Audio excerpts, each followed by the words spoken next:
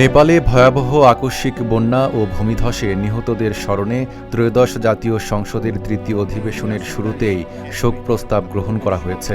একই সঙ্গে দুর্যোগ কবলিত মানুষের পাশে দাঁড়ানোর উদ্যোগের কথাও জানানো হয়। মৃত ব্যক্তিদের শোক সন্তপ্ত পরিবারগুলোর প্রতি গভীর সমবেদনা জ্ঞাপন করছে। অধিবেশনের শুরুতেই নেপালের এই দুর্যোগে ক্ষতিগ্রস্তদের প্রতি সহমর্মিতা প্রকাশ করা হয়। পয়েন্ট অব অর্ডারে বক্তব্য দিয়ে চিফ হুইপ নুরুল ইসলাম মনি নেপালের বন্যা ও ভূমিধসে ব্যাপক প্রাণহানি ও ক্ষয়ক্ষতির ঘটনায় সংসদের পক্ষ থেকে শোক প্রস্তাবের আহ্বান জানান। এই শোকাবহ সময়ে বাংলাদেশের জনগণ বন্ধুপ্রতিম নেপালের জনগণের পাশে থেকে উদ্ধার ও ত্রাণ কার্যক্রম সব ধরনের সহযোগিতা প্রদানে প্রস্তুত রয়েছে।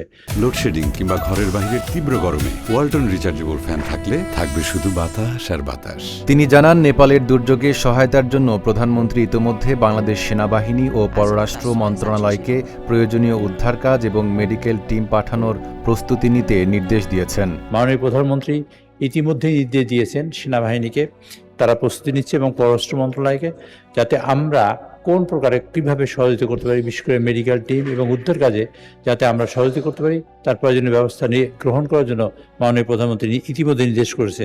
এদিকে অধিবেশনে জুলাই গণ অভ্যুত্থান ও মহান মুক্তিযুদ্ধে শহীদদের প্রতি শ্রদ্ধা জানানো হয়। পাশাপাশি সাবেক ভারপ্রাপ্ত রাষ্ট্রপতি, স্পিকার ও মন্ত্রীসহ প্রয়াত 12 সাবেক সংসদ সদস্য এবং বিশিষ্ট ব্যক্তিদের মৃত্যুতে শোক প্রকাশ করা হয়। পরে সব শোক প্রস্তাব সর্বসম্মতিক্রমে গৃহীত হয় এবং 1 মিনিট নীরবতা পালন করা হয়। Desk report, Dhaka post.